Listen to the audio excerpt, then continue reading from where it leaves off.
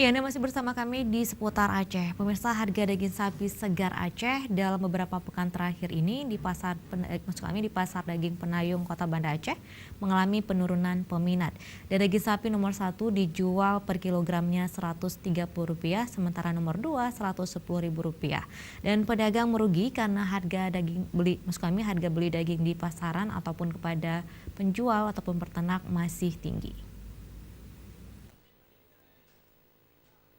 Turunnya permintaan daging sapi Aceh di pasar daging Penayung Banda Aceh membuat pendapatan pedagang daging sapi berkurang.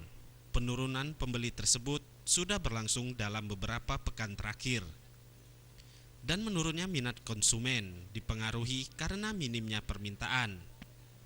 Menurut pengakuan pedagang daging di pasar daging Penayung Banda Aceh, Haji Zakaria Ali, permintaan daging selama habis Hari Raya Idul Adha ini membuat para pedagang kewalahan. Ini dikarenakan mahalnya harga beli sapi dari peternak. Zakaria Ali menambahkan, biasanya permintaan akan daging sapi Aceh tinggi pada hari-hari besar Islam seperti Maulid, megang puasa dan Lebaran, dan musim haji.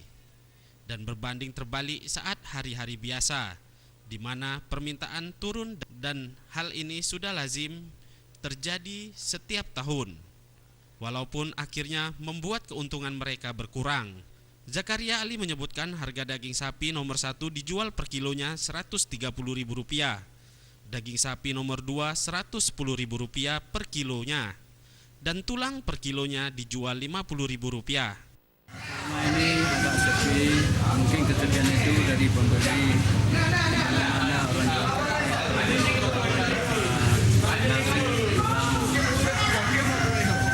dengan harga sendiri nih Pak, per kilo ya? bukan harga tetap biasa. Berapa nih 1 kilo ya harga daging bagus?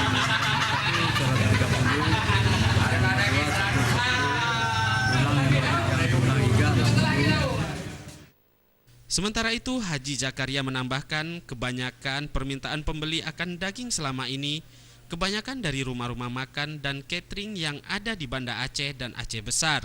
Kalau dari masyarakat, biasa jauh sekali penurunannya. Mustafa, Aceh TV.